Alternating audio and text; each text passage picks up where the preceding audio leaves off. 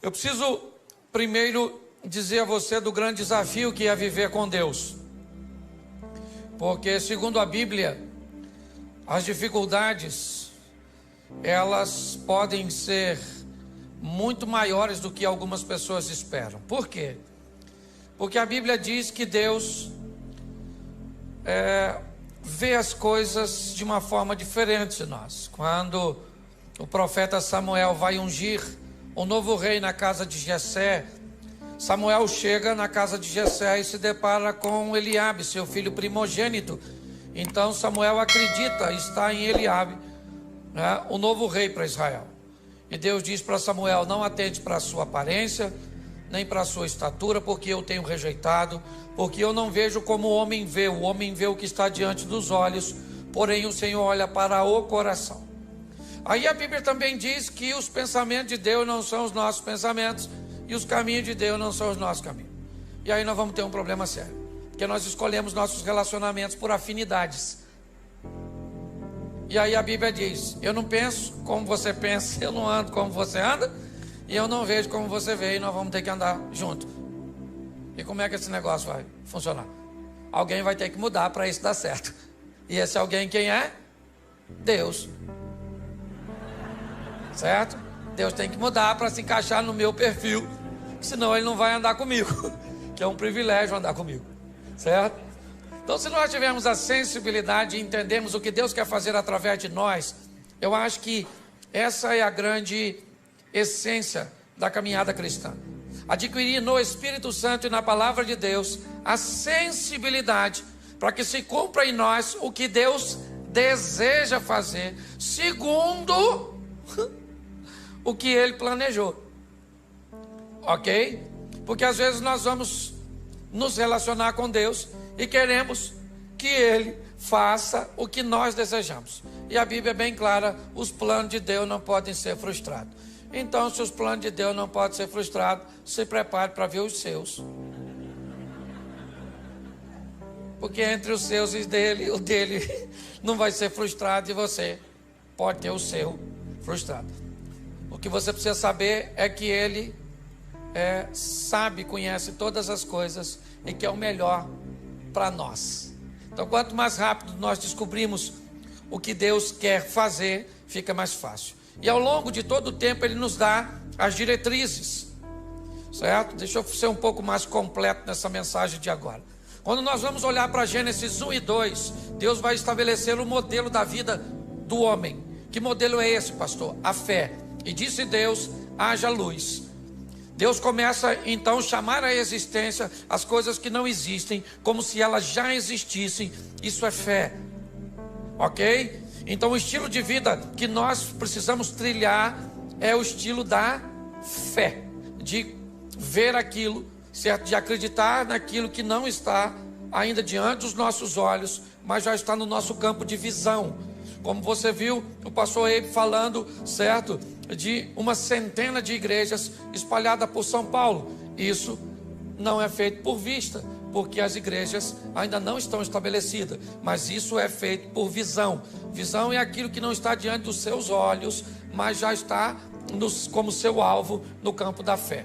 Quando nós olhamos um pouquinho mais à frente, ainda no Gênesis, Deus vai dar uma outra diretriz. Qual é? É que a vida do homem vai ser estabelecida em fé, mas ele tem um inimigo. Aparece lá o tal do Lapeta, certo? Eu falo com ele porque é mais seguro mandar ele para lá do que chamar ele para cá, certo? Se eu falo com você, eu falo pro Peta vir. Se eu falo com ele, eu falo pro Peta ir. E entre o Peta vir para cá e ir para lá, eu prefiro que ele fique o mais longe possível, tá certo? Mas ali nós vamos ter o opositor, o inimigo, tá certo? E logo na frente nós vamos ter as armas que ele vai usar para nos desviar do caminho da fé. O desejo pelo ambiente proibido, essa é uma estratégia do mal, certo? Lembra do tal do Sansão, o tal do cabeludão, que estava careca de saber que não devia se meter com aquelas coisas, certo? E acabou se enfiando onde não devia, porque o diabo montou uma estratégia, botando coisas doces em lugares proibidos. Porque ele é um estrategista para colocar coisas doces em lugares proibidos. Tá certo? Então, o desejo pelo proibido, ele vai falar de inveja e vai dar toda uma diretriz. Por isso a Bíblia diz que o justo viverá pela fé. Então, não é uma fé pontual, é uma fé constante. Pautado nisso, eu tenho que te mostrar hoje que Deus, ele quer mudar a vida de outras pessoas e já faz isso desde o Velho Testamento. Quem acha que essa proposta da salvação é para todo mundo, né, e olha para o Velho Testamento e ainda vê ela parece um pouco travada, mas eu queria lembrar você que uma ex-prostituta chamada Raabe resolveu mudar de vida e sair de cima do muro, tomar uma posição, assumir uma postura e entrou na genealogia do Filho de Deus. Olha só, pensa bem, alguém falasse, o senhor tem na sua árvore genealógica uma ex-prostituta. E Jesus ia falar assim, parente minha mesmo, longe, mas parente, com passado esquisito, mas com futuro brilhante. Ele pega uma moabita chamada Rutinha, uma mulher extraordinária, certo? Ele vai salvar um sírio chamado Naamã e tantos outros. Então, pastor, o que Deus quer? Deus está querendo salvar as pessoas. Ele não manda ninguém para o inferno. Quem mandou a gente para o inferno foi o Adão. Deus está trabalhando para tirar. Ah, pastor, não acredito em inferno, morreu, acabou. É um direito que você tem. Só que pode chegar lá, encontrar com ele e falar, ih, caramba, você existe. E o diabo vai falar, prazer. Ah, mas eu não acreditava em você. E o diabo vai dizer, para entrar aqui não precisa de fé. Fé é uma exigência da concorrência. Aqui você entra sem fé mesmo, senta nessa cadeira pegando fogo que já vou te atender, ok? Então, se você quer ir garantido, vai com Jesus que o passaporte vai carimbado, tá certo? E você vai passar por lá, vai passar, né? Até quem não for para o céu, vamos dizer assim, vai ter que ver Jesus, todo joelho dobrará, toda língua confessará, então a turma vai passar por lá. Aí eu imagino Jesus olhando para alguns, né? Aí a pessoa entra, aí Jesus está lá. Aí igual a hora da conexão aqui, né? Jesus, ó.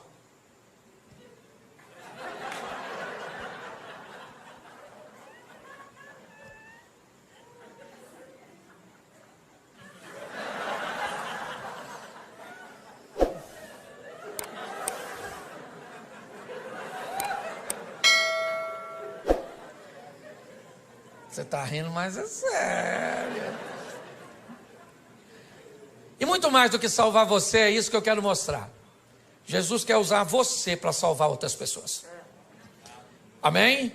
O evangelho que para em você, ele é pobre. Essa é a grande verdade. E o que Jesus quer fazer? Pegar essa rede de relacionamento sua e usar você para salvar essa turma. É assim que funciona. Ok? Ah, pastor, eu não me acho capaz. Isso não é problema para ele. Ah, pastor, eu sou tímido. Isso não é problema para ele. O que você precisa entender é que esse negócio não tem a ver só com você. Tem a ver com a sua família, tem a ver com seus amigos, tem a ver com os seus funcionários, tem a ver com a sua rede de relacionamento, com aquelas pessoas que você influencia. E é isso que eu quero mostrar a você. Esse poder que Deus te deu, te conferiu, para exercer um nível de influência sobre o seu network, aí sua rede de relacionamento. Então, preciso que você abra a sua Bíblia no Evangelho de Marcos, no capítulo 4, no verso de número 35, Marcos 4, 35, que nos diz assim. Já achou? Diga amém.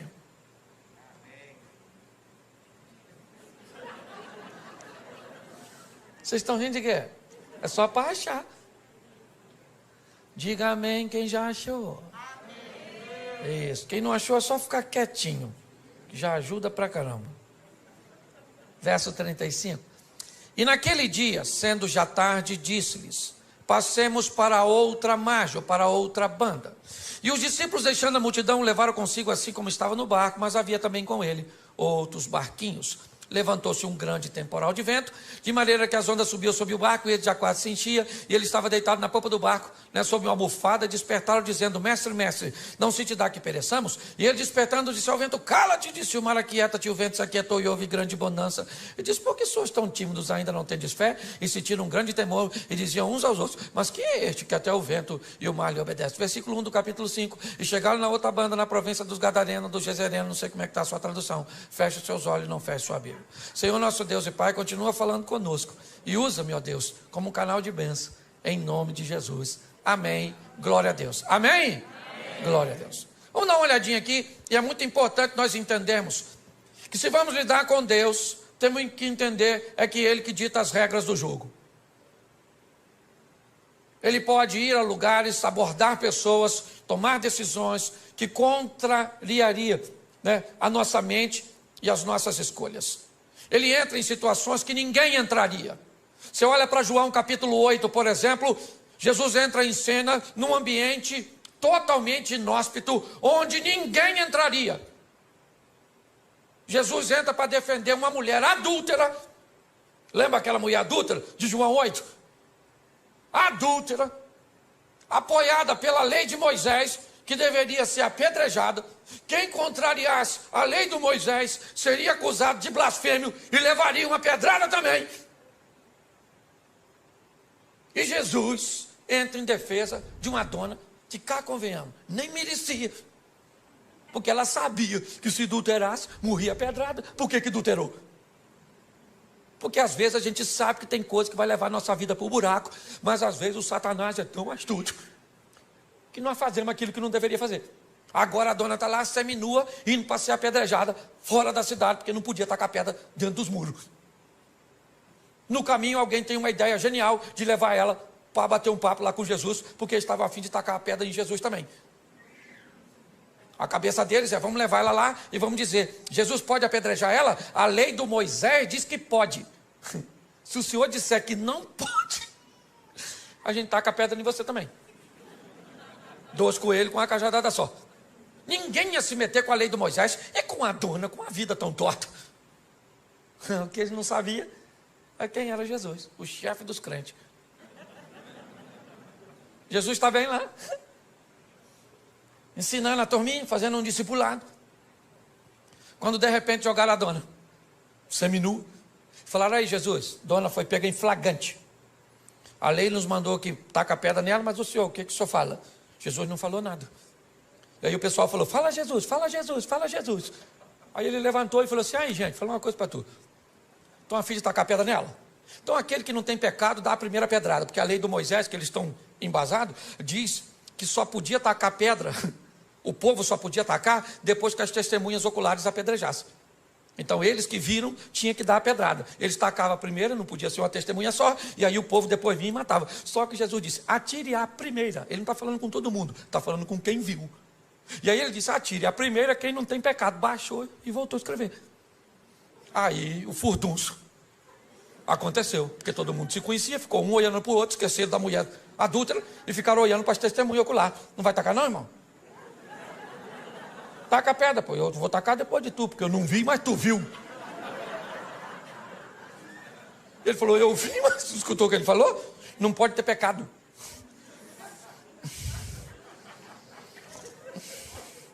Nem sei o que eu vim com essa pedra aqui, nem sei. De repente, taca, não taca? Quem é que taca? Será que taca, não taca, taca, não taca? Alguém deve ter perguntado: quem teve a ideia de trazer essa mulher aqui? Vamos dar uma pedrada nele, porque eu ia tacar a pedra na dona e agora a pedra virou inútil. Todo mundo jogou a pedra fora, todo mundo. Olha só, Jesus entra para defender uma mulher que ninguém defenderia. Sabe o que a Bíblia está dizendo? Que ele é capaz de defender você de você mesmo. Você está entendendo? Que o seu erro não é uma fatalidade. Ele tem poder para recuperar você, para recuperar a sua história, para recuperar a sua reputação, para te colocar novamente no jogo da vida, para que você suba no palco e vá protagonizar suas próprias histórias. Não vai ganhar o Oscar principal, mas dá um de coadjuvante, já está bom demais. Todo mundo jogou a pedrinha fora, todo mundo.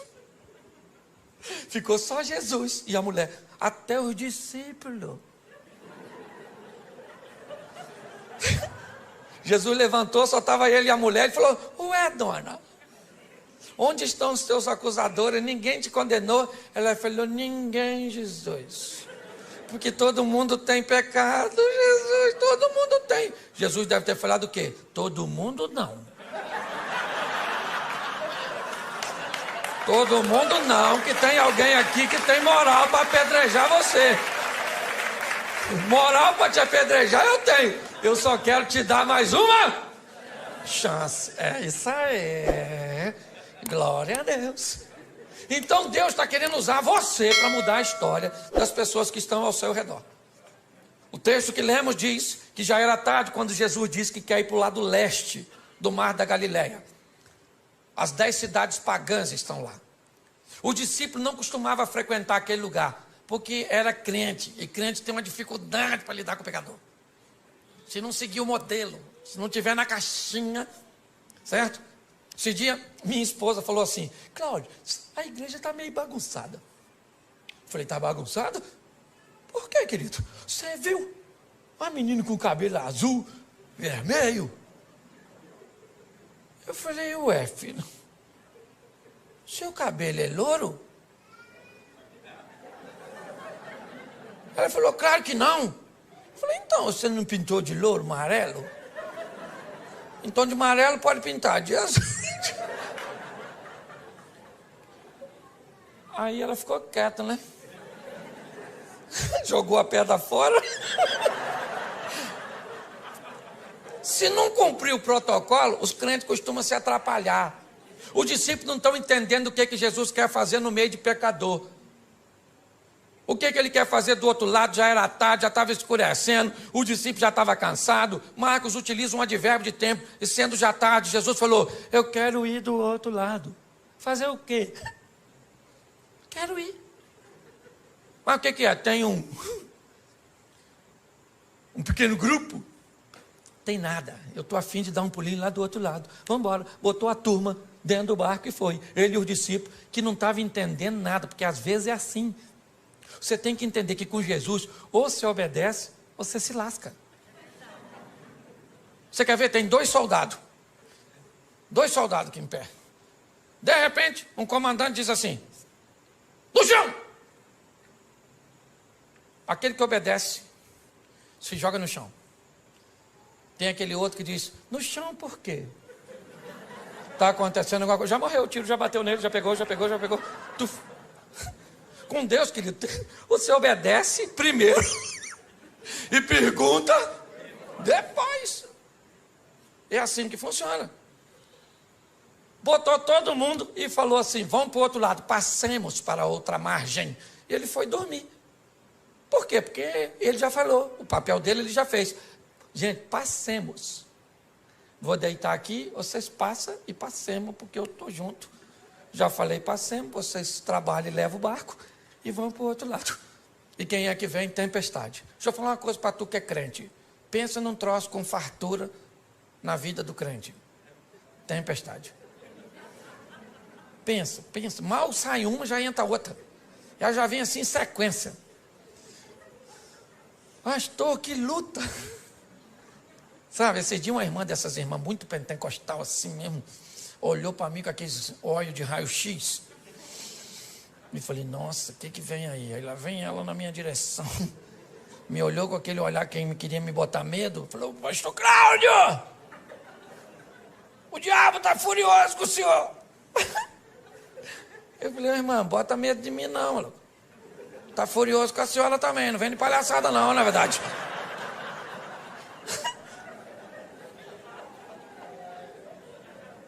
Então deixa eu falar, todo mundo enfrenta dificuldade, sim ou não?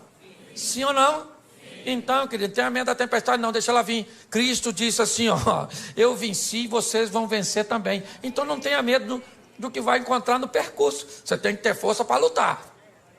Para com essas palhaçadas de: acabou. Pastor, me desiludi com meu namorado, não quero mais saber de homem.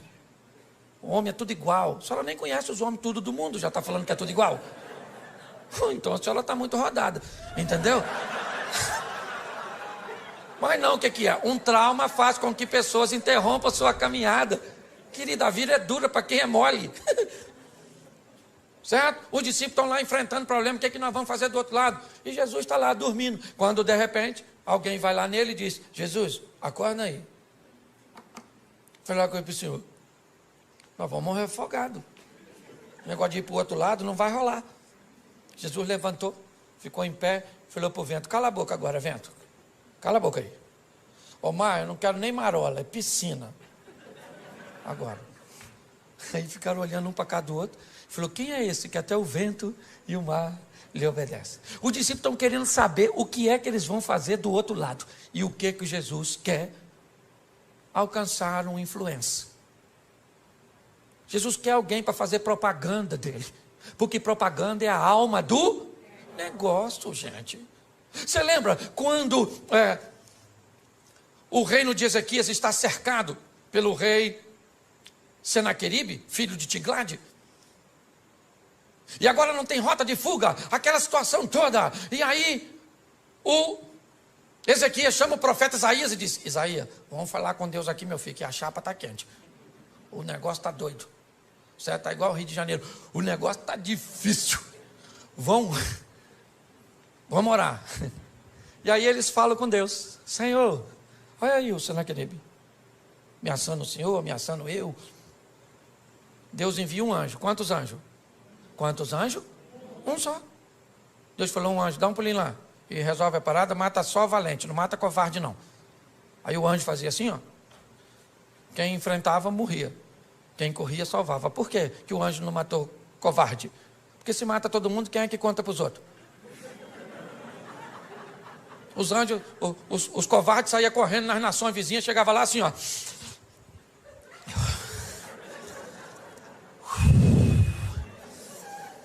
Aí Ezequias não tem dinheiro, não tem exército.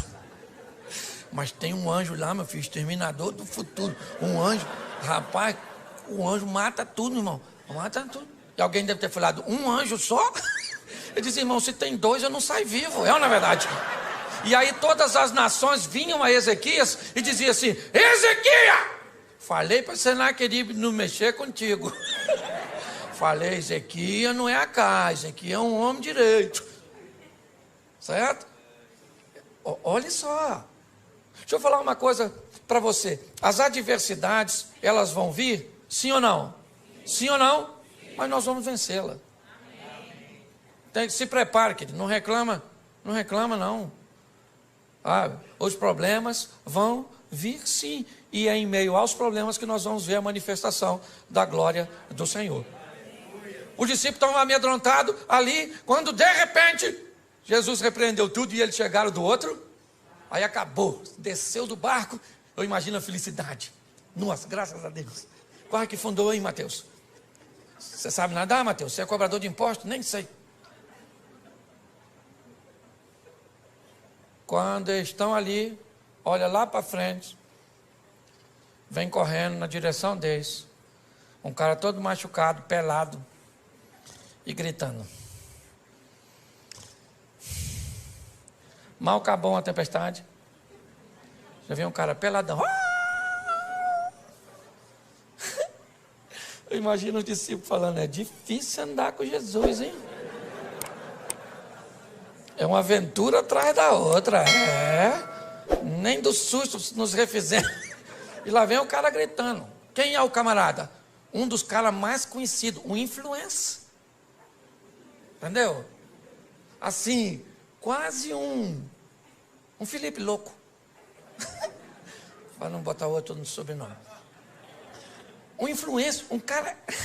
Todo mundo sabia quem era o maluco. Por quê? Porque ele era famosérrimo. Por quê? Porque andava pelado, atacava os outros. Era esquisito. Você está entendendo? Ele era quase um youtuber da época. Um cara que todo mundo conhecia. E que tinha uma vida terrível. Que ninguém podia consertar. O que Jesus pensou? Se eu mudo a vida desse cara, eu mudo a vida do local onde esse cara está inserido. Você está entendendo? Deus te chamou para mudar a sua vida. Para quê? Para mudar a sua casa, para mudar seus amigos, para mudar seus negócios, para mudar as pessoas que estão ao seu redor. O mundo cujo qual você está inserido não será mais o mesmo depois que Jesus estiver em você. É assim que funciona. Você entende isso? Ah, minha casa, querido, sua casa não muda porque você vai para casa sozinho. Chega em casa, você com Jesus. Ó, hoje eu vou para cá com Jesus, acabou o culto. O Jesus vai comigo. Chega em casa, vai num canto. Falei, Senhor, chegamos aqui, ó. Ambiente inóspito. Os inimigos estão espalhados. Um está deitado ali no sofá, os outros estão dentro do quarto. Tem uma sogra morando lá nos fundos. Então está tudo dominado. E você vai lá dentro da sua casa, querido, e diz que agora aquele ambiente pertence ao Senhor dos Exércitos, que ali é morada dos anjos. Vai no travesseiro daqueles filhos seus, que você tem vontade de entregar eles para o Estado Islâmico. Os meninos rebeldes. Bota uma unção lá naquele travesseiro e profetiza que aquele menino pertence ao Senhor, que a vida dele vai mudar. Vai no travesseiro daquele marido da senhora. Só não sabe onde estava com a cabeça quando disse sim. E vai lá e diz, Senhor, é ruim, mas é meu, muda. Chega na sua empresa. Querido, o ambiente tem que mudar quando nós chegamos. Jesus está olhando e dizendo o que é. Eu vou mudar a vida de um camarada. Que camarada é esse? Um indivíduo que ninguém queria. Mas o que ele é? Ele é um influenciador. E quem é esse cara hoje? É você. Não estou te chamando de endemoniado, não. Ainda que ser endemoniado não é nem tão ruim. Por quê? Porque quando o cara tem demônio, nós expulsamos o demônio, o cara conserta. O ruim é quando o cara é ruim e não tem demônio. Pensa, Fábio, como é que nós expulsamos? Sai você de você mesmo. Pensa. O que fulano, o que ele está desse jeito? É demônio, então nós botamos, sai demônio. Aí sai, o cara conserta, mas quando não tem demônio, é o cara mesmo que é o... Você está rindo, mas é sério. O camarada está lá, todo mundo sabe quem ele é. E ele vem na direção de Jesus. O discípulo olhando e pensando, o que nós viemos fazer aqui? Nossa. Aí o cara chegou e falou, que tenho eu contigo, filho do Altíssimo, para você vir me perturbar. Jesus falou, como é que é seu nome, querido? Ele falou, meu nome é Legião, porque nós somos um montão. Jesus falou, não quero saber a quantidade, sai desse menino agora. Sai agora dele! Aí o demônio falou, a gente pode entrar nesses porquinhos que está assim, tinha 2.000 porquinhos dando um rolezinho. Aí Jesus falou, nos porquinhos pode, é só sair dele. Aí os demônios saíram e entraram nos porquinhos e jogaram os porquinhos do precipício. Os porquinhos morreram tudo. Aí quem chegou na cena? Quem cuidava dos porquinhos. E falou, vocês viram os porquinhos que estavam por aí, aqui assim? Tinha uns porquinhos aqui, agora... Alguém falou assim, ó.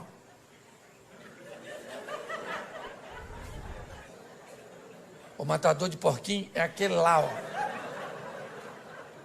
Só que agora, preste atenção, o cara que tinha demônio estava vestido, estava limpo, estava são e estava conversando. Esquece os porcos. Tem um homem ali que ninguém podia fazer nada por ele. E que agora esse homem está transformado.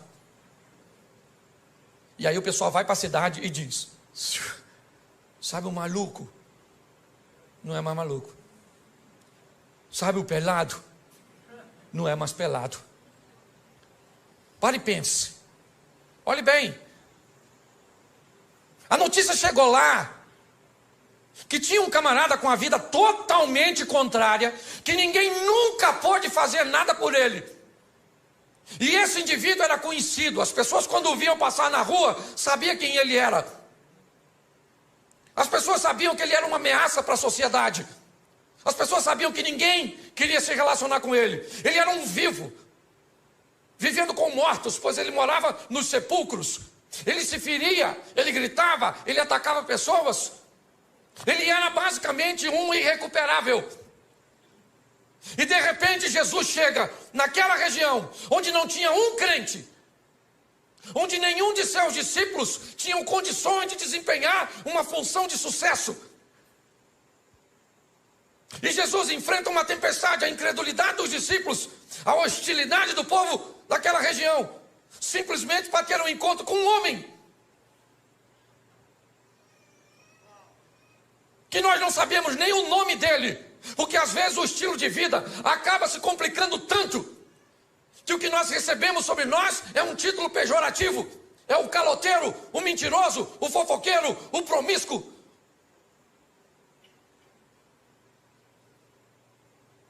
Quando olhamos para esse ambiente, não dá para entender o que Jesus está querendo com aquele homem, que ninguém daria nada por ele.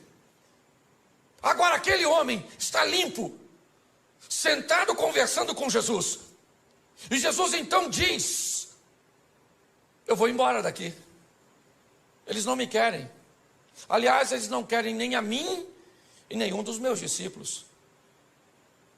Eu sou rejeitado aqui. E Jesus então vai sair daquele ambiente. Quando ele vai sair, o homem diz assim: eu gostaria de ir com o Senhor, Jesus.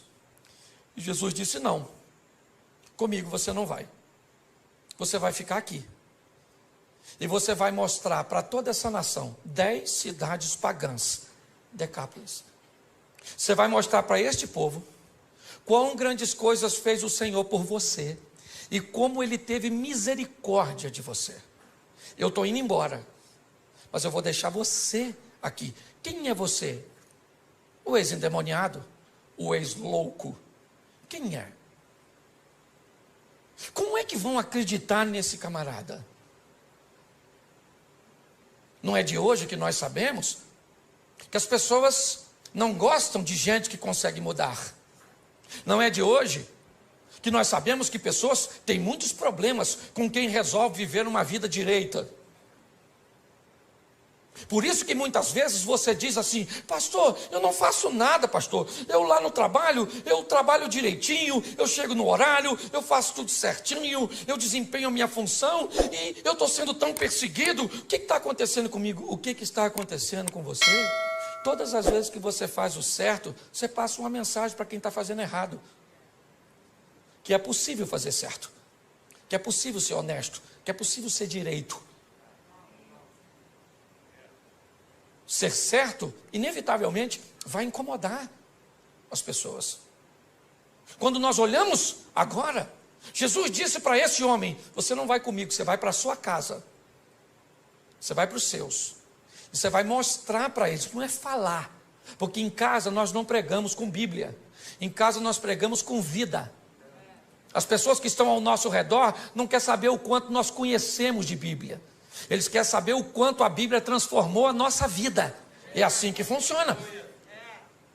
Esses dias eu estava aqui em São Paulo e eu ia ministrar uma palestra e um dos coaches mais renomados do Brasil foi me buscar.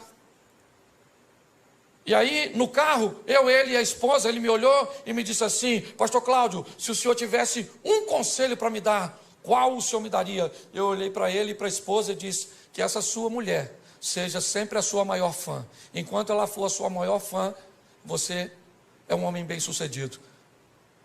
Mas quando ela não acreditar mais em você, você vai se tornar uma fraude. Porque a nossa família é a nossa primeira congregação.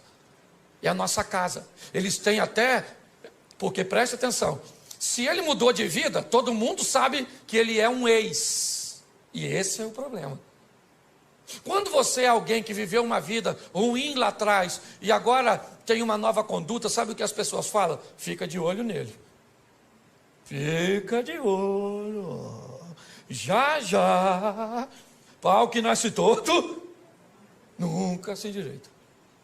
Mas se você sempre foi gente boa e um dia falhou, sabe o que as pessoas falam? Nunca confiei. Tinha alguma coisinha. Credibilidade. Jesus mudou a vida deste homem, é verdade. Ele estava nu e agora está vestido. Ele era um louco e agora está são. Ele era um perigo à sociedade e agora está oferecendo perigo para as estruturas do inferno. Porque ele chega naquele local com o poder de Deus. Mas quem é que vai dar crédito para ele? Quando você vai começar uma nova vida, aprenda que um período vai ter que ser gasto com um descrédito de gente que não vai acreditar que você mudou, porque você tem passado, e nós não podemos mudar o passado de ninguém. Isso aqui não tem a ver contigo, Xavier.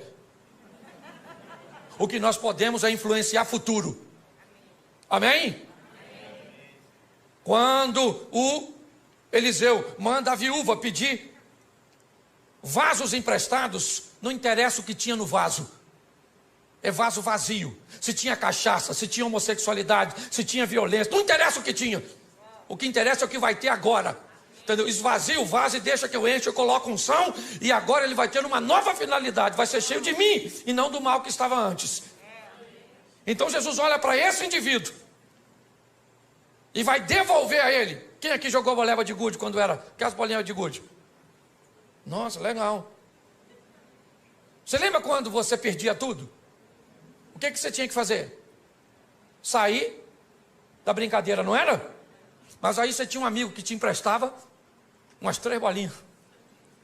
E com essas 3, você voltava para o jogo.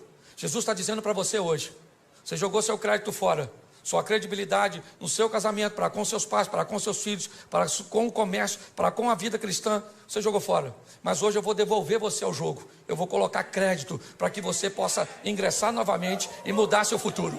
Você está conseguindo entender? Nós precisamos entender isso. E a maturidade. Esse homem, ele vai reconstruir a sua credibilidade. Imagine ele chegando em casa, depois que encontrou com Jesus, e o pessoal falando: olha ele aí, quem é?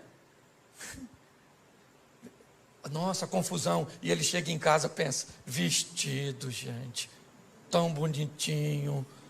E ele falando: bom dia, família. E o pessoal olha mesmo, grita de novo, arranca a roupa.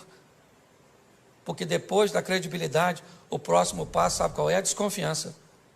O pessoal fica olhando para a gente desconfiado, não fica? Mudou mesmo, mudou mesmo, mudou mesmo. Mudou nada. Quer tomar um negocinho, não? Hã? Hein? Mudou nada, mudou nada. Isso aí é fogo de palha. Já está na vida antiga. Pois é, querido. É um grande desafio ter que lidar com essas situações, com desconfiança. Desconfiança. É assim. Isso faz parte da nossa reintrodução nesse jogo. Deixar esse velho homem para trás e tudo aquilo que todo mundo tem passado. Todo mundo tem passado. Todo mundo tem passado. E louvada seja Deus por isso. Ninguém aqui tem direito de falar do outro. Tem? Fala. Ninguém aqui tem não, querido. É um grande desafio. Eu lembro, no começo, até fui falar com uma irmãzinha que foi falar comigo ali, como é que as pessoas desconfiavam no começo do meu ministério, por eu pregar desse jeito assim, extrovertido, fazendo os outros rir. Deu uma confusão no meio evangélico.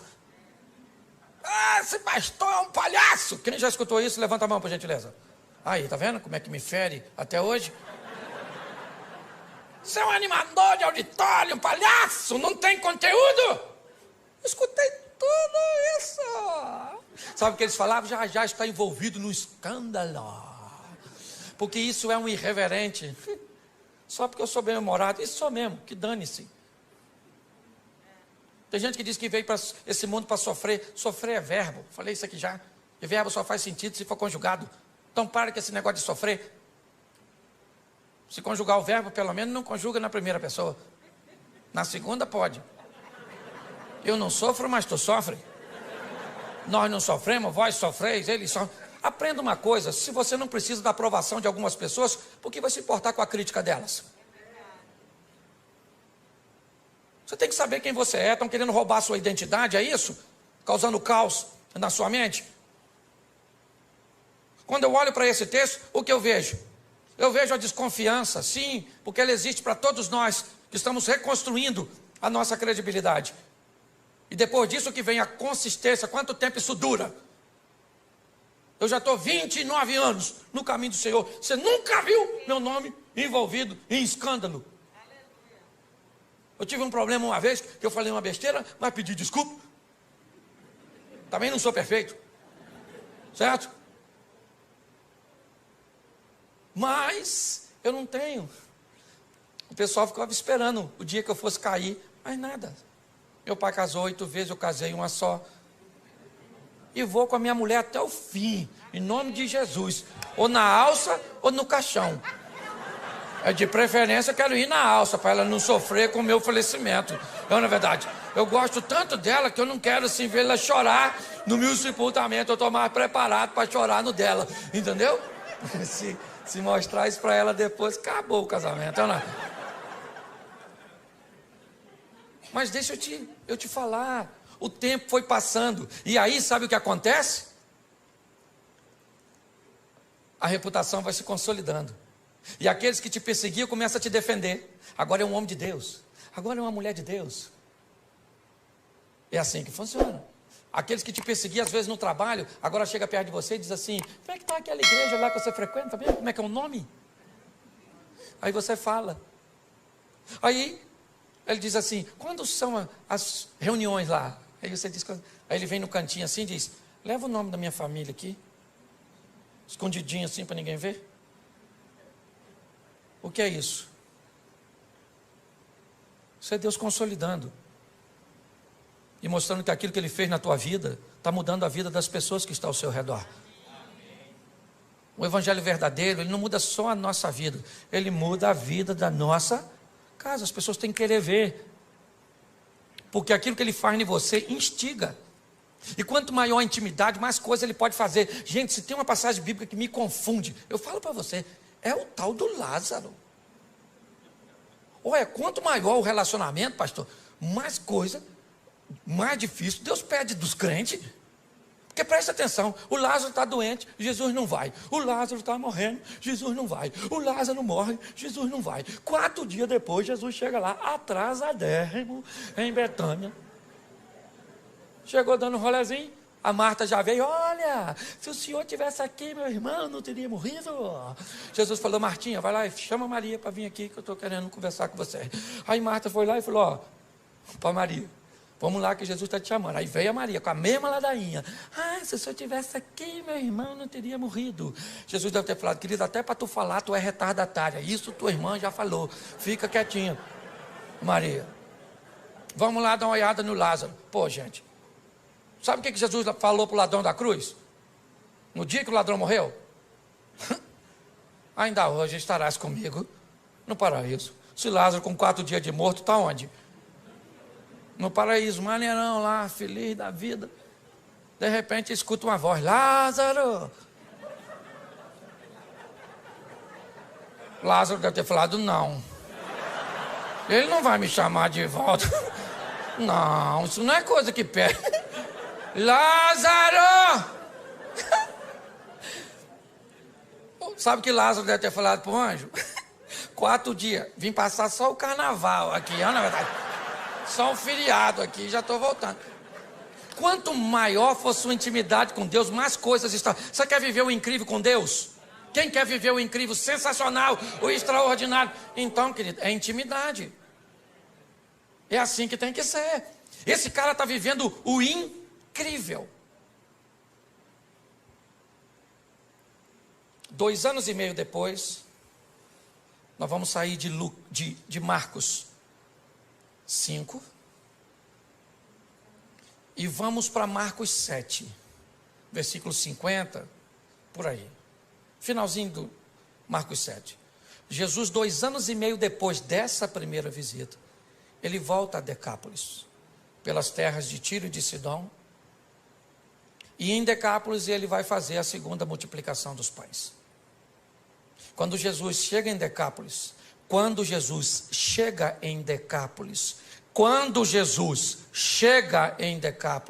tem 4.000 homens, sem falar mulheres e crianças, para ouvi-lo. Pergunto eu para você, quem Jesus deixou em Decápolis para falar sobre ele e para mostrar sobre ele?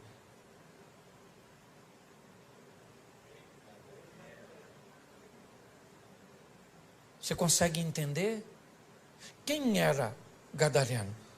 Gadareno era um camarada que poderia ser usado por Jesus para mudar as pessoas que estavam ao seu redor. Cada um de nós temos o nosso grupo de influência. Se ele é grande, se ele é pequeno, Isso não é o que está em questão. O que está em questão é que o ambiente que eu estou inserido, ele vai mudar. Por quê? Porque o Evangelho está em mim. E o Evangelho, ele traz mudança, ele traz transformação. É assim que funciona.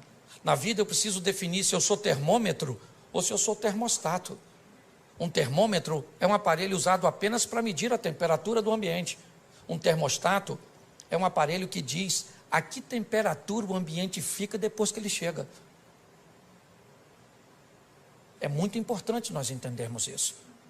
Nós estamos inseridos na nossa rede de relacionamento, eu tenho a minha, você tem a sua, e provavelmente eu não sou capaz de transformar a sua, porque essa não é a minha função, essa é a sua função. O que precisamos é permitir que esse Evangelho mude a nossa vida, mude a nossa história, porque o povo já está farto de palavras. O que o povo quer ver é mudanças. Você sabe que um dos maiores inimigos da expansão do Evangelho é o mau testemunho de algumas pessoas que se dizem andar com Jesus? Nós precisamos sair daqui hoje. Esse é o meu propósito de vir aqui. Foi isso que Deus colocou no meu coração. De fazer com que você saia realmente para casa com uma visão missionária. De transformar vidas. E como já foi dito aqui, não simplesmente de fazer um novo convertido, mas de fazer um discípulo, de ensinar as pessoas o que é relacionamento com Jesus, porque um convertido, ele normalmente já fica satisfeito com o que alcançou, sua salvação. Um discípulo não, ele vai atrás de outras pessoas, ele vai, não interessa, e presta atenção, quanto pior for a pessoa, vai atrás dela, porque a mudança dela vai causar um grande impacto. Agora Jesus volta. Eu fico imaginando. Quem vem aí? Jesus? Não. Quem é que está chegando em Gadara? Por que nós devemos vê-lo? O que ele tem? Cara, o homem que está vindo aí, ele é o camarada que fez aquele indivíduo mudar de vida. Aquele cara que era famoso porque andava nu, atacando as pessoas, desequilibrado, ele mudou. Mas como ele mudou? Ele mudou porque Cristo mudou a vida dele. As pessoas estavam interessadas em ver Jesus e também olhar o indivíduo que outrora vivia nu. Se você lembrar da passagem de Lázaro, voltamos a ela. As pessoas vinham de longe para ver Jesus, mas para ver também Lázaro. E muitos queriam matar Lázaro de novo, porque as pessoas estavam acreditando em Jesus por causa de Lázaro. E Lázaro não estava nem aí. Só deve ter falado com Jesus. Se matar agora, por favor, me deixa quieto. Você consegue entender isso? Então hoje sabe o que acontece? Primeiro, nós estamos sofrendo porque as pessoas não nos aceitam, porque isso, porque aquilo. Eu não estou nem aí, estou nem aí, estou nem aí, estou nem aí. Vai para a internet ver o que as pessoas falam de mim. Esse dia disseram que eu sou o anticristo. O senhor prega desse jeito, o senhor deve ser o anticristo. E eu escrevi lá mesmo, se eu for o anticristo, você deve ser a besta.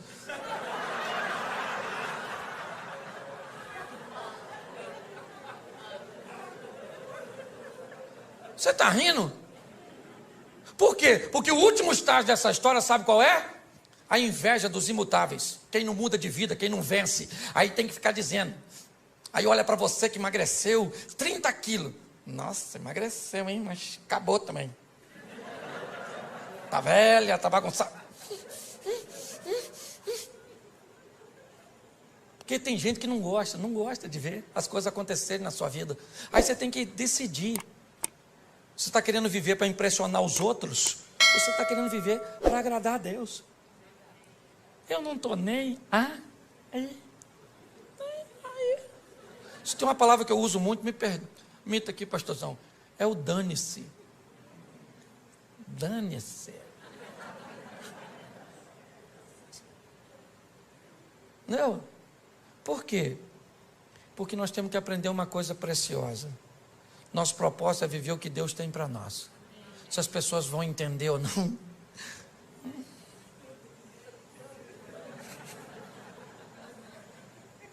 Certo? Nós vamos viver. Então pare de ficar abatido. Descubra o que Deus quer fazer através de você na sua rede de relacionamento. É assim que funciona. E você vai ver que a sua vida vai ficar mais fácil. Quem imaginava que aquele indivíduo seria um evangelista tão poderoso? Ninguém. Se você estivesse lá, você o escolheria? Provavelmente não. Mas ele escolheu. E muito mais do que ter escolhido aquele homem, ele escolheu a mim e a você, acreditando que nós também podemos mudar o ambiente cujo qual nós estamos inseridos. Sai daqui hoje, leve Jesus para sua casa, para sua família. Leve mesmo, mas fala para o mundo espiritual. Chega dentro de casa e diz: Jesus está aqui. Chega na empresa, chega para o seu casamento, chega para os seus filhos. É assim que funciona. E o ambiente vai mudando. Posso ouvir um amém? Amém. Você pode ficar de pé? Fecha seus olhos. Pode fechar que ninguém vai pegar nada seu não. Só porque eu sou carioca e flamenguista, né? Saudações. Fecha seus olhos, fecha aí. Isso. Feche seus olhos. Senhor nosso Deus, muito obrigado pela oportunidade que o Senhor nos tem dado de acreditar em nós, de olhar num ambiente onde muitas pessoas não dariam nada para o nosso futuro. As sentenças a respeito de nossa família, de nossa caminhada de fé, de nossos filhos, do nosso casamento, às vezes da nossa saúde, não é das melhores. Mas nós vivemos pela fé, servimos um Deus que é todo poderoso. Acreditamos que o Senhor nos escolheu porque nos ama. Não somos merecedores, mas te agradecemos por demais tal escolha. Seja conosco, Senhor, nessa caminhada de fé, nos blindando, nos dando condições de entender quem somos no Senhor e o que somos capazes de realizar e também de suportar. Que todas as oposições que se levantam contra nós caiam por terra. Que a nossa casa seja morada dos teus anjos. Que sejamos casados para sempre. Que aquilo que nos une sempre será mais forte do que todas as forças empregadas para nos separar. Nossos filhos são flechas na mão de um valente que vão chegar em lugares que nós não chegamos. Eles são heranças do Senhor. Desta terra comeremos o melhor, porque o Senhor é o nosso refúgio e a nossa fortaleza. Vamos amar pessoas, vamos cuidar de pessoas. Ó Pai, não descartamos ninguém. O máximo que fazemos é reposicionamos pessoas.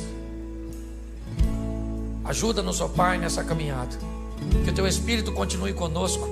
Que a tua palavra seja a nossa bússola. Que os teus anjos sejam auxiliares. Fica conosco, Senhor.